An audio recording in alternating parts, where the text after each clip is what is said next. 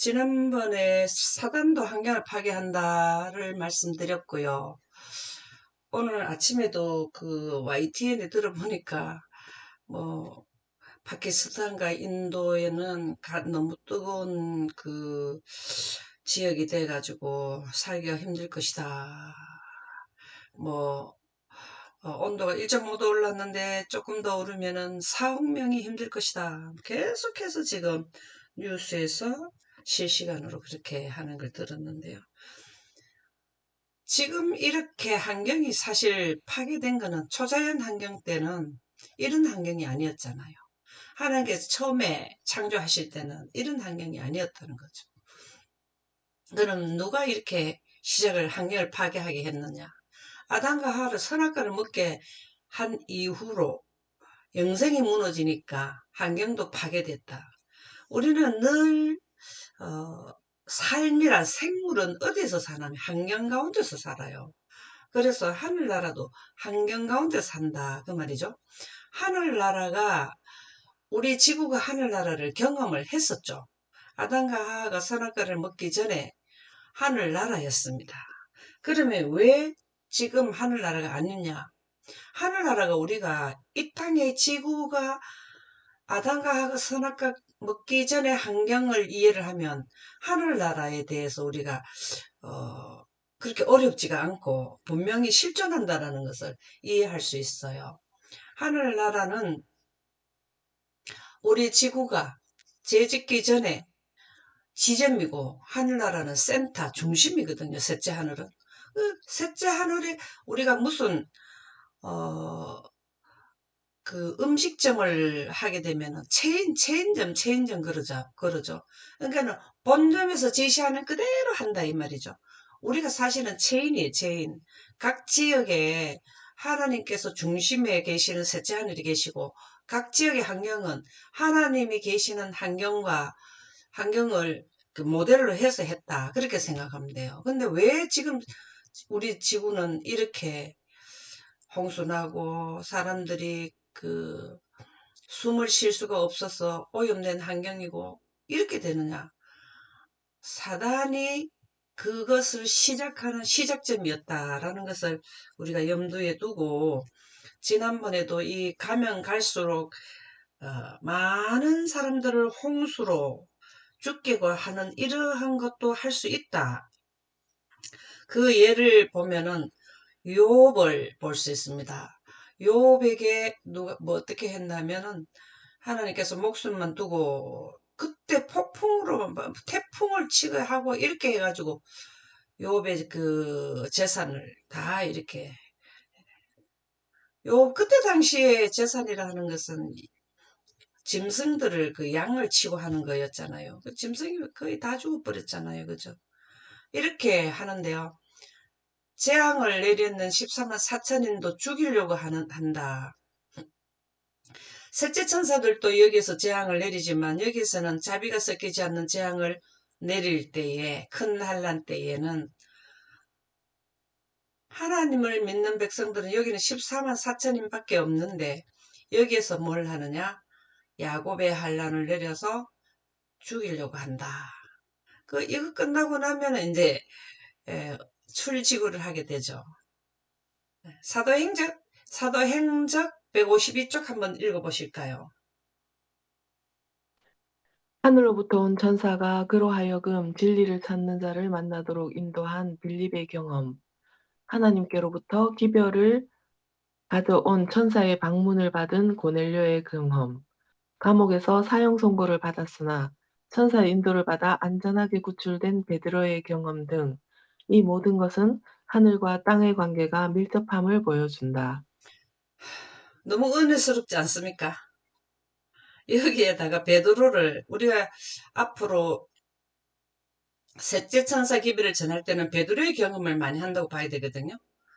그 다음에 하늘로부터 온 천사가 그로 하여금 진리를 찾는 자를 만나도록 인도한 빌립의 경험.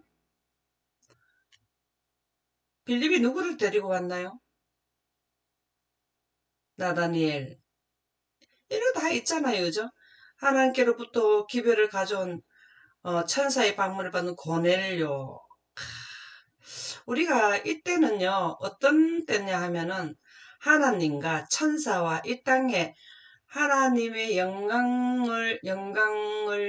복음을 가졌는 자들의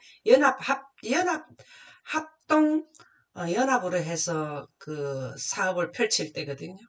그래서 우리가 여기에서는 천사들하고도 많이 만나게 될 것이고, 사단이 또 뭘 한다? 사람의 모습으로 나타나는 것도 많이 만나게 되는 때다. 이럴 때 이 모든 것은 하늘과 땅의 관계를 밀접하다는 겁니다. 언제 가장 밀접하냐? 하나님 쪽에서도 기간이 얼마 안 남아서 이 기간은 진짜 마무리 기간이기 때문에 되게 바쁘거든요. 사단도 이 임계점을 넘으면은 하나님을 믿는 백성 쪽에서 자기 쪽으로 데려오는 기간이 너무나 짧아지기 때문에 할 수 있는 모든 것은 다 사용하게 되는 거죠. 그의 무기, 하나님의 무기, 사단의 무기도 바로 가짜 늦은비 성령 내리는 거잖아요. 하나님의 무기도 뭡니까? 늦은비 성령 내리는 거죠. 그래서 늦은비 성령을 통해서 연결시켜주고, 고넬로하고 베드로하고 어떻게 했습니까? 연결을 시켜주잖아요. 그죠? 이렇게, 전부 다 뭐냐면 밀접하다. 우리가 보이지 않아서 눈으로 안 본다 그런 게 아니라 영안을 가지면, 빛으로 옷을 입게 되면은 이 땅에 활동하는 하늘의 천사가 그렇게 많고, 사단도 하늘에서 내려온 천사의 3분의 1이 여기에 있다라는 것을 빛으로 옷을 입은 자들은 본다는 겁니다. 휘장을 걷어서 보면은 그렇게 많은 천사들의 활동이 있다라는 거죠.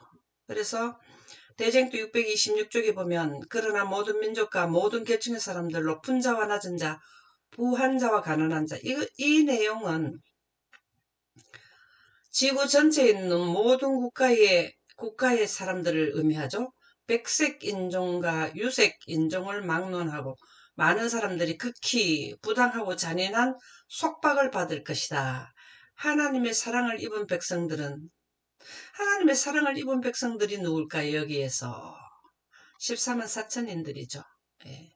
14만 4천인들은 잔인한 속박을 받을 것이다. 극히 부당하고 잔인한 속박이 바로 감옥에도 갇히고, 그 다음에 사형 선고가 내리고 사형 집행, 이거 가장 잔인한 게 사형이죠. 사형. 그리고 괴로운 날을 보내고, 쇠사슬에 매이고, 여기 나오네요. 쇠사슬에 매이고 감옥에 갇히고 사형 선고를 받고 사형 집행을 받고, 그중 더러는 어둡고 불견한 옥에 갇히어 기하로 거의 죽을 지경을 당할 것이다. 이렇게 한다는 거죠. 그래서 14만 4천인들이 계시록 12장 17절에 그 여자의 남은 자손 중에서 마지막 남은 자손이라는 겁니다. 우리가 재림교회도 남은 자손이라고 할 수 있어요. 왜 그러냐? 하나님 계명을 가지고 있거든요. 그게 안식일을 지킨다는 겁니다. 근데 거기에서 재림교회와 교회에서 셋째 천사 기별 전하는 사람들은 영감의 말씀이 있어야 전할 수 있게 돼 있어요. 거기에서 이런 내용들이 상세하게 나오기 때문에 그분들이 먼저 늦은 별을 받고 외쳤을 때에 전 세계에 있는 사람들이 참여한 자들이 함께 셋째 천사 기별을 전하고, 이게 이제 그 여자의 남은 자손, 이 시대에서는 그 여자의 남은 자손이 되죠. 하나님의 계명과 예수의 증거를 가진 자. 그리고 큰 난란에 들어갈 때에 여기를 통과할 때는 14만 4천들이 남은 자 중에서 마지막 남은 자가 되는 거죠. 그래서 여기에서 우리가 계시록 12장 17절에 보면 그 여자의 남은 자손과 싸우려고 바다 모래 위에 섰더라. 그 바다라는 거는 수많은 백성, 13만 4천인을 제외한 모든 자들은 사단에 따르는 무리가 됐기 때문에 바다 모래처럼 많잖아요. 그죠? 그들하고 싸울 때가 이때라는 거예요. 계시록 12장 17절에 전쟁은 대쟁투의 전쟁은 우리가 지난번에 그 교과 공부할 때 가인과 아벨의 제사에 대해서 지난 한식일에 공부했죠. 그 계통으로 전 6천년 동안 예배는 두 양식에 의해서 내려오는 겁니다. 두 부류의 무리에 의한 것이 지금까지 내려오는 거거든요. 그러면은 그 여자의 남은 자손 중에서 남은 자손이 누구냐? 14만 4천인이에요. 자, 가인이 아벨을 쳐서 죽였습니까? 그 현상이 여기 반복된다는 겁니다. 이 마지막 라스트 지점에서도 가인과 아벨의 제사의 그 흐름의 6천년의 역사의 마무리로 보시면 돼요. 그래서 666의 무리, 사단을 따르는 무리는 하나님의 진리에다가 사단의 사상이 포함되는 예배를 드리는 영혼불멸설에 감염된 거잖아요. 아벨은 하나님의 영광기별, 구속의 대경륜을 이해했다고 지난 그 교과에 나왔던가요? 육과. 예, 그렇죠. 아벨이 제사를 지내고 나면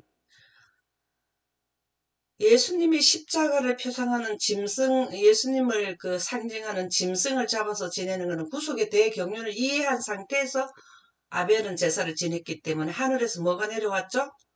영광이 내려왔죠. 그래서 여기 14만 4천인들은 아벨의 신앙을 전수한 자들이에요. 그들이 여기에서 14만 4천인들을 이제 가인이 아벨을 쳐서 죽이잖아요. 근데 여기에서는 죽이려고 했어요. 계시록에 보면은 그 시체가 큰 성의 길에 그렇게 많더라잖아요. 그러나 3일 반 후에 하나님께서 생기를 그에게 불어넣으니까 그들이 일어섰잖아요. 부활해버렸잖아요. 여기 마무리 때는 하나님께서 순교당하지 않게 할 뿐이지 집행심판까지 왔기 때문에 이것은 죽는 거나 마찬가지라는 거죠. 그래서 14만 4천인들은 왜 이렇게 죽이려고 하느냐. 우리 지구 역사의 시작점에서 가인과 아벨의 그 두 예배 의식에 따른 그 흐름의 결과가 지금 나타난다라는 거죠. 그래서 14만 4천인들을 죽이려 한다. 말은 뭐 이러한 재앙을 자꾸 내리고 하니까 거꾸로 해요. 이 재앙은 하나님의 말씀을 따르지 않아서 내리는데 그들이 일요일을 지키지 않아서 하나님께서 하락 안아가지고 그들을 통해서 재앙을 내리겠다. 이렇게 역으로 나오거든요. 그래서 이 재앙을 내리는 자들을 죽여야 된다. 법을 범한 자들을 죽여야 된다. 그래서 사형 선고의 내용이 된다라는 것이죠. 그래서 재앙을 내린 결과 사형을 선고한다. 지금 이제 설명을 드렸는데요. 초기 문집 282에서 283쪽에 보면 나는 세상의 지도자들이 함께 모여 의논을 하고 여기에서는 늘 말씀드리지만 작은 환란이 시작되는 일요일 협령이 시작되고 난 뒤부터는 만국의 법으로 하는 것을 늘 기억해 주시면 좋겠어요. 단일 정부라는 거죠. 단일 정부. 그래서 여러분들이 지금 현재 단일 정부를 이룩하는 모든 시스템이 구축되어 간다는 것을 이해하시면 좋겠습니다. 그게 뭐냐 하면은 기후, 그 다음에 사상, 그 다음에 그 정치, 경제, 이걸 다 모아서 보면은, 어, 경제는 우리가 이제 늘 말씀드렸듯이 디지털 화폐로 사용되는 거, 이런 내용들이 지금 거의 다 준비가 돼 가고 있다라는 것입니다. 그래서 그렇게 조건을 다 갖춰 가지고 하는 것은 만국의 법으로 한다. 그것을 여기에서는 설명해 주고 있어요. 나는 세상의 지도자들이 국가의 대표자들입니다. 함께 모여 의논을 하고, 우리가 지금 뭐 우리나라에 뭐 다 각국 나라에서 그 의논해서 그 나라의 기준에 맞춰서 정부가 운영을 하잖아요. 근데 이거는 이때 당시에는 세계 지도자들 모여서 세계적으로 함께 한다. 함께 모여 의논한다. 사단과 그의 사자들이 그들의 주위에서 분주한 것을 보았다. 이 뭘 의논하려고 이럴까요? 예. 이게 뭘 의논하려 하냐면은 매매법도 해당되고 사형 선고법을 제정하기 위해서 이 기간이 45일 기간이기 때문에 의논은 사실 여기가 45일 나누기 하면은 여기는 거의 하루기 때문에 예를 들어 44일을 6으로 나누면 6, 8이 48. 뭐 며칠밖에 안 돼요. 한 일주일 간격으로 이게 일어난다고 봐야 되거든요. 뭐 정확하진 않아요. 그냥 계산상은 그렇습니다. 여기가 예를 들어 첫째가 그 바다가 피가 되는 게 3일만 있을지, 그거는 강에 피가 되는 3일 만에 할지, 그거는 몰라요.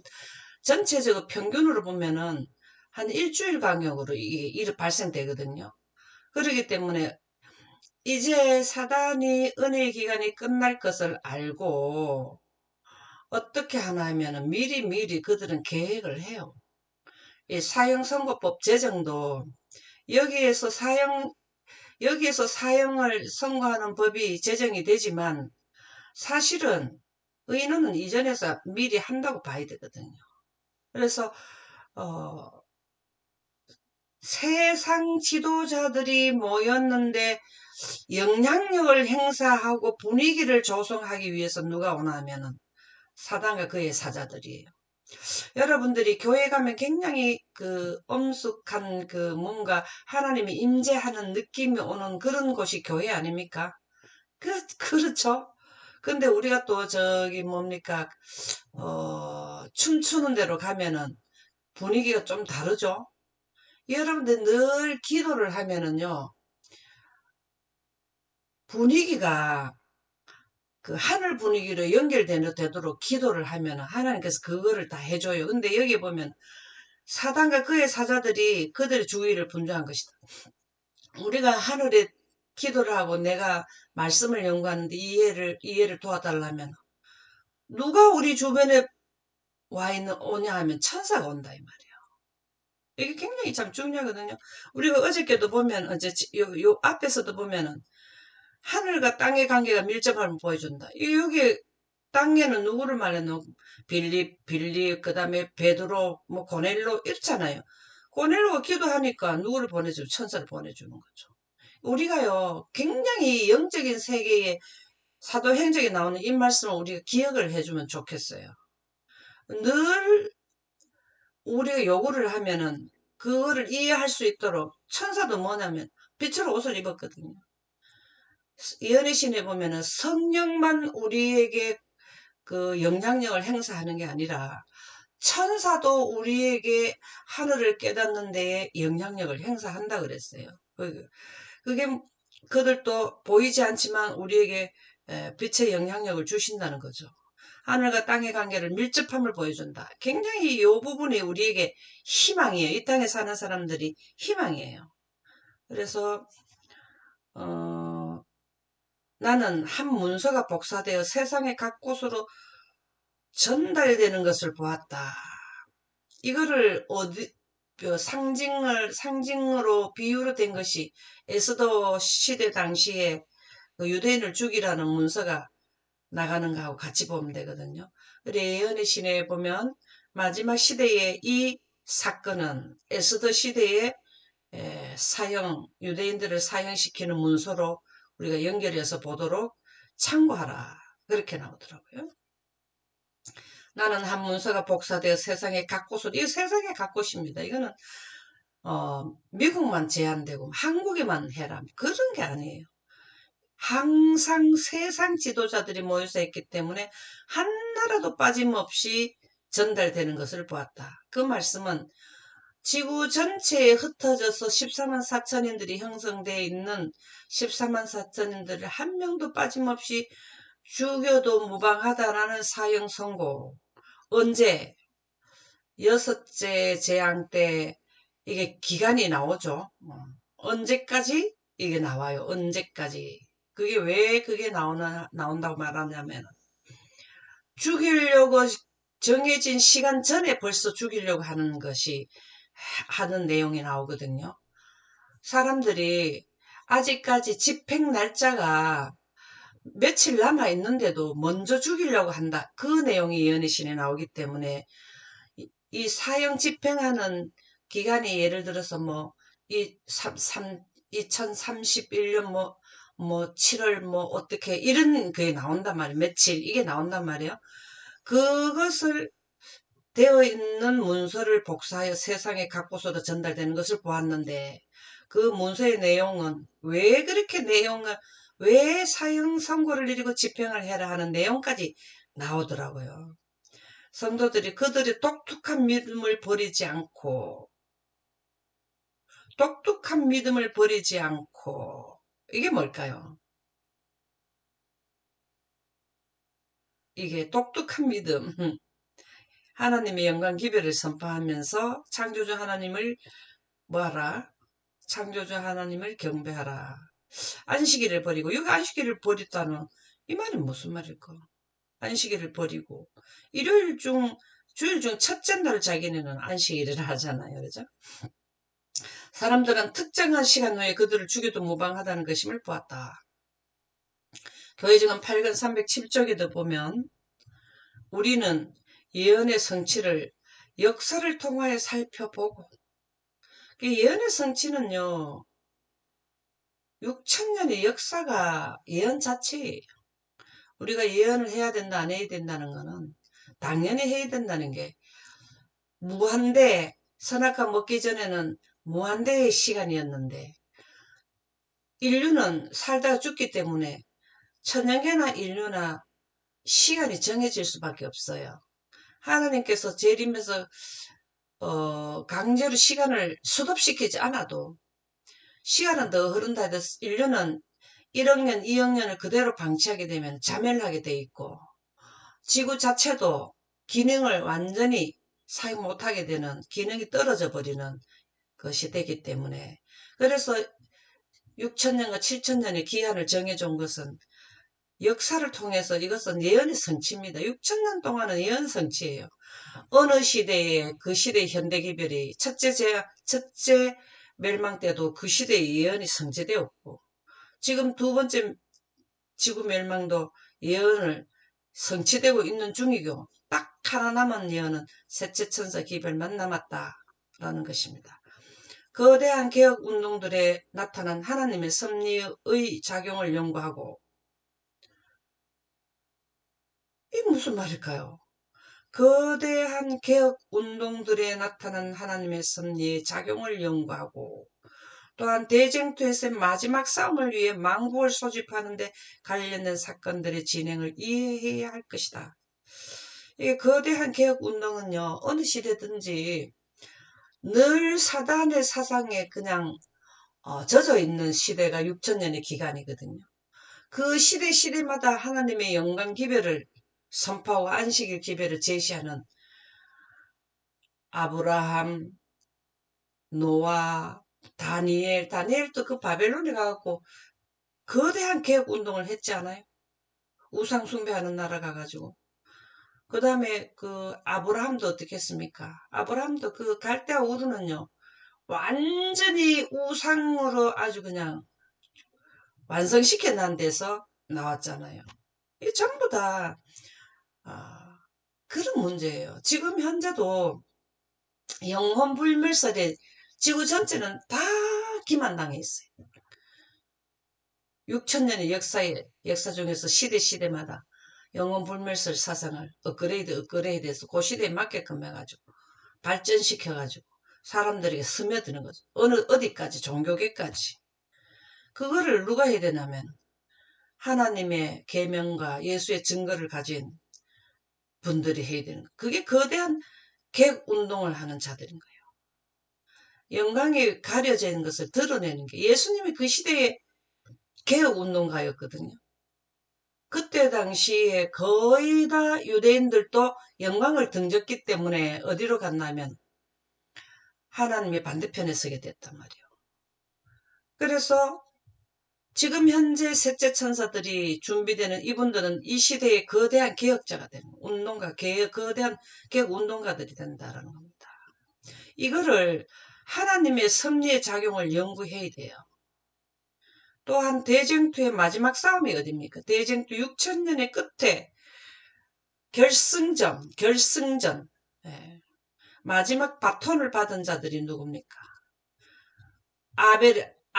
아벨은 이제 순교당했고, 그 다음에 셋의 후예로부터 쭉 내려오잖아요. 그 다음에 뭐, 에녹, 무두셀라, 뭐, 라멕, 노아, 쭉 이렇게 내려오잖아요. 거기에 마지막 바톤이 누구냐면, 셋째 천사들이 복음을 선포하는 거죠. 이 대쟁투의 마지막 싸움이 지금 우리가 겪어야 할 시대에 다가오고 있습니다. 망국을 소집한다 그랬죠. 이게 일요일 휴업령을 내리는 거잖아요. 전 세계적으로 세상의 지도자들이 함께 모여가지고 망국의 법으로 일요일 휴업령을 각 국가마다 세상의 지도자를 예를 들어서 한국의 지도자 대표한테 너들 나라 가서 너들이 그렇게 입법화 시켜라. 뭐, 그 다음에 뭐, 일본은 사실 굉장히 신이 많잖아요. 그래도 어쩔 수 없어요. 하나님을 섬기도록 하는 거죠. 만국의 법으로 하는 거죠. 관련된 사건들의 진행을 이해할 것이다. 이 말씀은 다시 말해서 셋째 천사 기별의 내용을 확고히 명확하게 준비하란 말씀입니다. 이 내용이 무슨 내용이냐? 예수님의 재림을 준비하고 깨어있는 자들입니다. 예수님이 오시는데 도적같이 임하는 자들은 예언을 안 한 자들이고 예수님의 발자국을 지금도 지진, 홍수 이건 다 예수님의 발자국이라 그랬어요. 더 빈번히 더 확산적으로는 예수님 오시는 기간이 점점 빨라졌다라는 것을 이해해라는 겁니다. 그래서 여러분들은 시세에 민감해야 돼요. 정세에 민감해야 되고 경제에 민감해야 됩니다.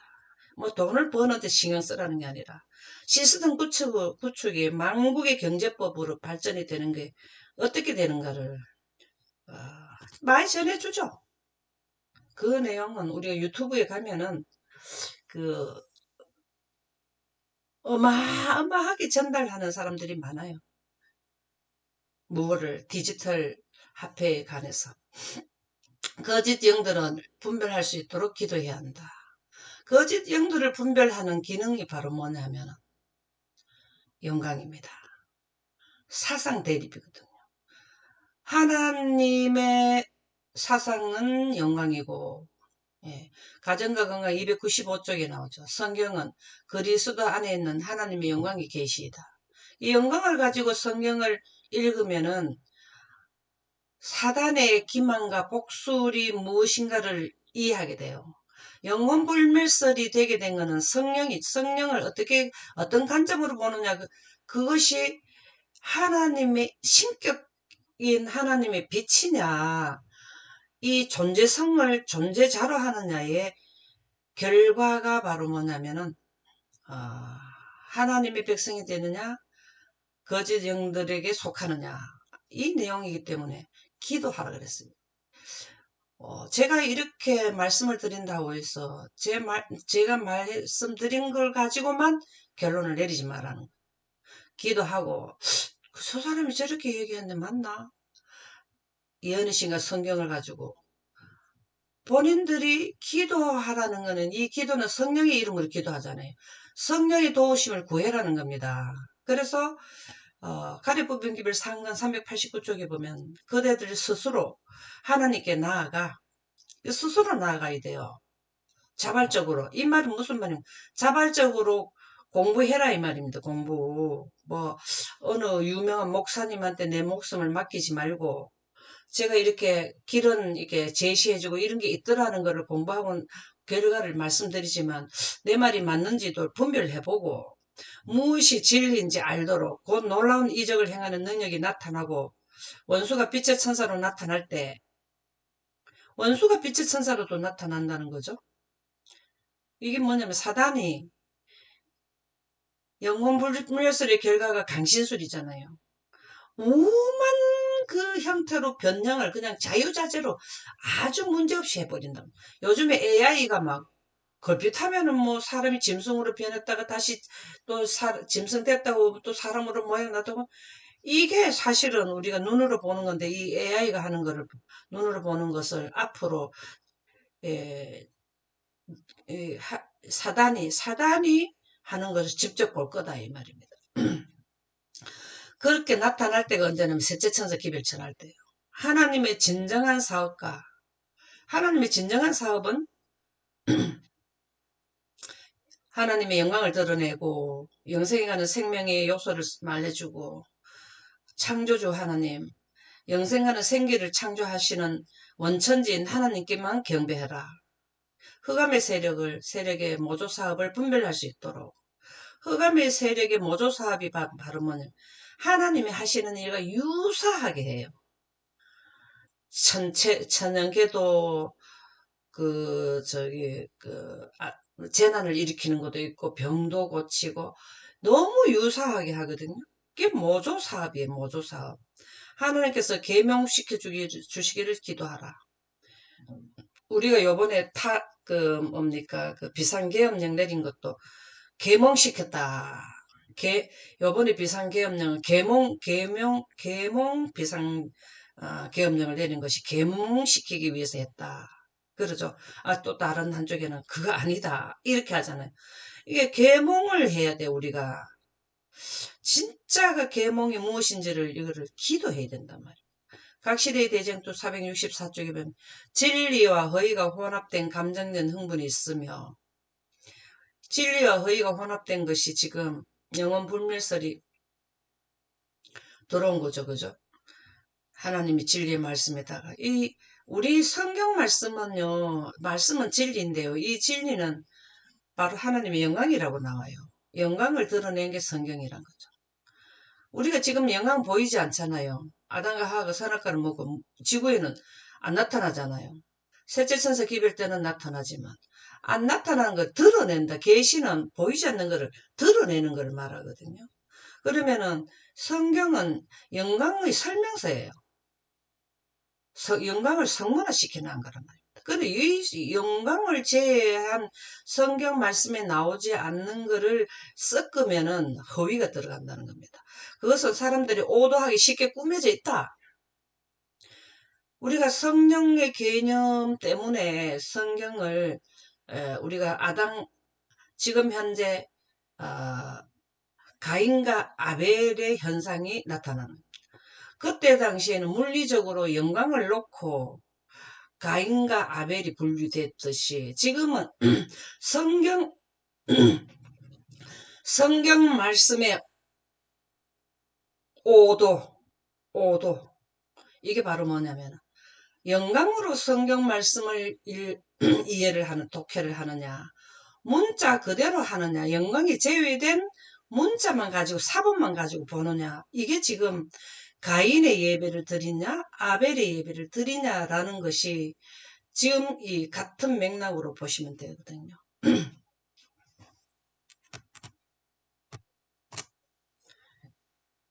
가정과 건강 295쪽 이 성경은 그리스도 안에 있는 하나님의 영광의 계시다라는 것으로 예배를 드리면 안식일을 지키는 것도 영광을 이해해서 하늘나라 가는 원리를 이해했습니다. 내가 그래서 하나님께 경배 드리러 왔습니다. 인증샷 그리고 영광에 대해서 더 배우고 싶습니다.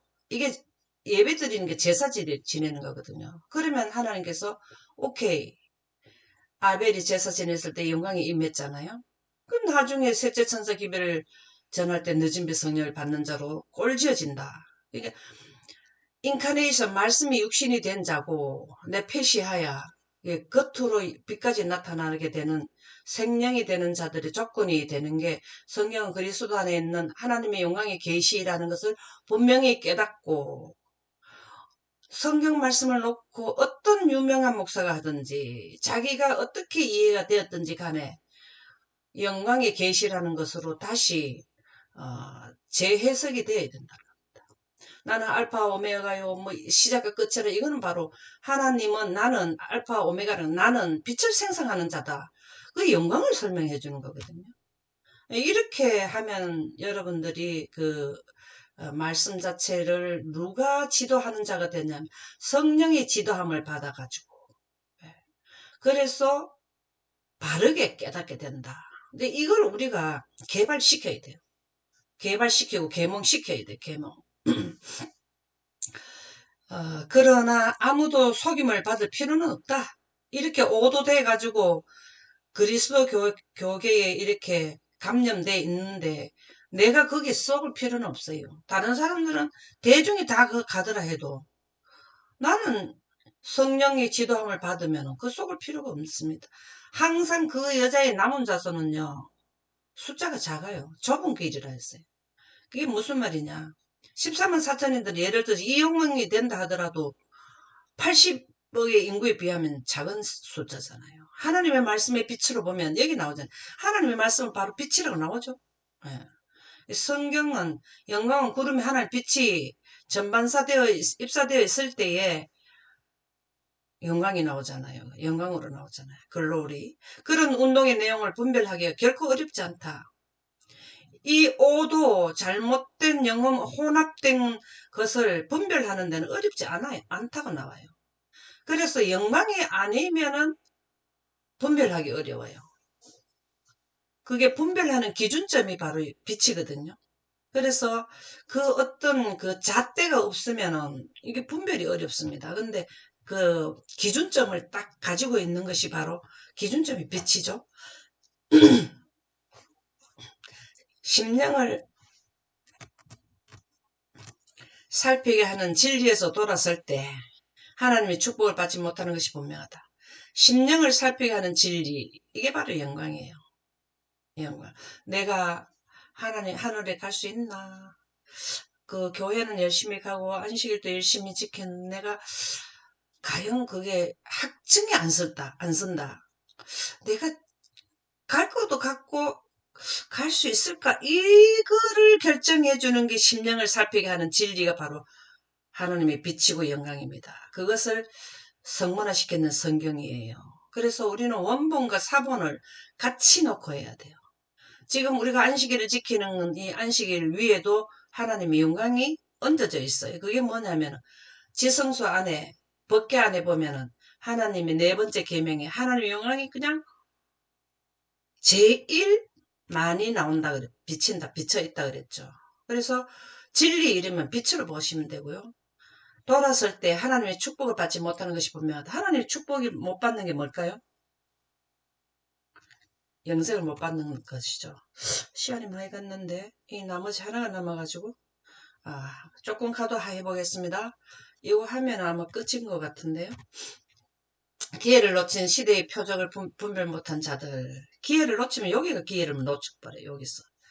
요 끝나면 기회를 놓쳐요. 마태복음 16장 3절. 예수님께서 이 시대를 먼저 말씀해 주신 예언이죠. 아침에 하늘이 붉고 흐리면 오늘은 날이 굳겠다 하나니 너희가 천기는 분별할 줄 알면서 시대의 표적을 분별할 수. 우리는 지금 요즘에 날씨가 지금 계속 봄인데도 뭐 들쑥날쑥이죠. 비가 내리고 계속 하는데 이거는 천기예요. 천기. 우리는 시대의 표적이에요. 우리 시대의 표적을 분별해내야 된다는 것이죠. 예수님이 2000년 약 2000년 전에 이 부분을 먼저 말씀해 주셨고요. 교육 130쪽에 보면 과학이 밝혀낸 사실들과 인생의 경험은 그것이 바르게 이해될 때 과학이 밝혀낸 게 지금 기후학자들이 30년 전에 이때를 벌써 경고해 줬잖아요. 그죠? 인생의 경험, 우리는 다 그걸 경험하고 있어요. 기후학자들이 경고한 것을 지금 우리는 체험하고 있잖아요. 그것이 바르게 이해될 때에는 하나님께서 천년계 가운데서 끊임없이 활동하신다는 성경의 증언과 일치한다. 우리가 살고 있는 지구 환경에 나타나는 게 이미 성경에는 기록이 되어 있었다라는 겁니다. 일치합니다. 일치. 근데 요 부분은 아직까지 우리가 경고해야 돼요. 이 시대에 들어가야 셋째 천사 기별을 전할 때에 우박이 뭐 땅의 3분의 1을 불을 붙여서 달리게 하는 이런 걸 우리가 경험을 하게 됩니다. 계시록 2장 21절에서 23절에 보면 내가 회개할 기회를 주었을 때 6천년 동안 인류에게 회개할 기회를 주었습니다. 그러나 이 경계 인계점이 오게 되면 자기의 운명을 회개하고자 하지 아니한도 이렇게 6천년 동안 두고 여기도 3년 반 동안 그렇게 활동을 해도 회개하지 않는 자들이 너무나 많다라는 겁니다. 볼지어다 내가 그를 침상에 던질 터이요 그와 더불어 가늠하는 자들도 만일 그의 행위를 회개하지 않으면 이것은 영원 불멸설에 감염되는 것을 영적으로 설명한 것을 설명해 주신 것이고요. 큰 한랑 가운데 던지고 여기에서 회개하지 않은 자는 큰 한랑 가운데 던져버린다. 또 내가 사망으로 그의 자녀를 죽이리니 모든 교회가 나는 하나님 뜻과 마음을 살피는 자인 줄 알지라. 내가 너희 각 사람의 행위대로 갚아주라. 여기서는요. 하나님의 영광 기별을 선택하지 않는 영원 불멸설에 선택한 자들은 나는 영원히 죽겠습니다. 그걸 선택한 거거든요. 그래. 그럼 영원히 죽는다는 거를 그거는 누가 어떻게 이렇게 바꿔줄 수가 없어요. 하나님도 그걸 바꿀 수 없어. 강제할 수 없다 이 말입니다. 그래서 그들의 선택의 결과에 따라서 갚아준다는 것이 큰 환난 기간이라는 것입니다. 오늘은 여기까지 하도록 하겠습니다.